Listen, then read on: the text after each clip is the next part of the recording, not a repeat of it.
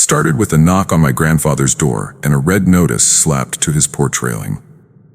Immediate fire code violation, eviction pending. My grandfather, Tom Keegan, is 86, a retired firefighter. He built his house with his own two hands in 1972. He's lived in the same neighborhood for over 50 years. And suddenly, the HOA had declared his porch a fire hazard. Why? Because he had installed a wooden bench that obstructed egress.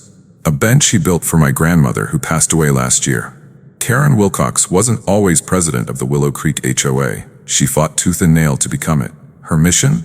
Transform the classic quiet suburb into a high-end, minimalist showcase. She targeted older homes with character, ones like Grandpa's. Her obsession with aesthetic perfection led her to fake complaints, manipulate inspections, and weaponize bylaws. Grandpa's bench? Just an excuse. 3 days after the notice, a county fire marshal visited. He looked confused. "This isn't even in violation," he said. "It's outside the path of egress, the bench is sturdy, and it's not blocking any exits."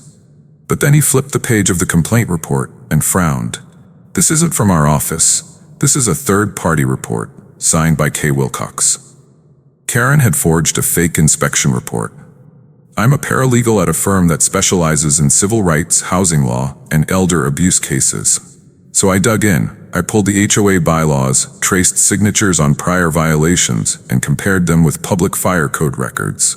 Karen had been issuing fake notices for over a year, all aimed at older residents. She'd get them evicted, then flip the properties to developers who were modernizing the street. My blood boiled. That night, I visited Grandpa. He was sitting on the bench in question, cradling a photo of Grandma. "I built this with her," he said. "She always loved watching the birds." I looked around the porch. It was solid, beautiful. There was no hazard. "I'm not leaving," he told me. And neither were his friends. 5 of his old firefighter buddies lived nearby. All had received notices. I had an idea.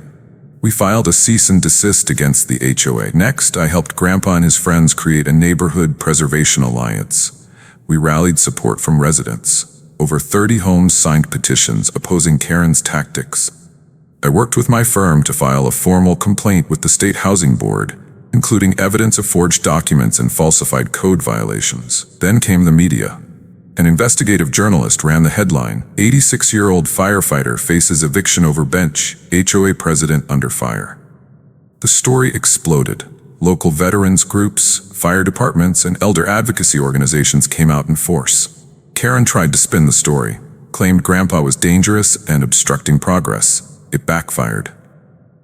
Digging further, we discovered Karen had a history of property flipping, disguised under HOA decisions. Over the last 3 years, 12 properties had been evicted for safety reasons, then sold to one of 2 developer companies. Both were connected to Karen's husband. We had motive, a paper trail, and now public outrage. With mounting pressure, our lawsuit went to court. The judge didn't take long. Karen had committed document fraud, elder harassment, and misused HOA funds. She was fined over $150,000 and banned from participating in any HOA leadership role in the state. She resigned within 24 hours. But that wasn't enough for me. Soon after, Karen put her prized modern-style home up for sale.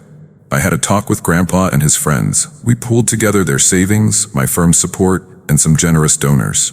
And we bought it. We turned Karen's sleek home into a non-profit retirement residence for local firefighters and veterans. The HOA couldn't stop it. It was fully within zoning law.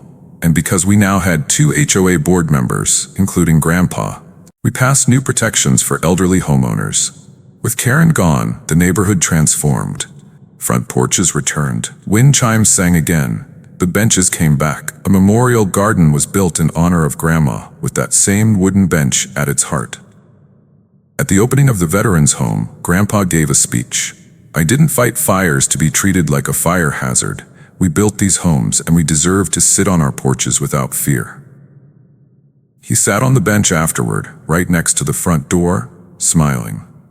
Karen moved to a rental in a neighborhood without HOA. Her attempts to re-enter real estate were blocked due to fraud charges. She now works part-time at a design shop.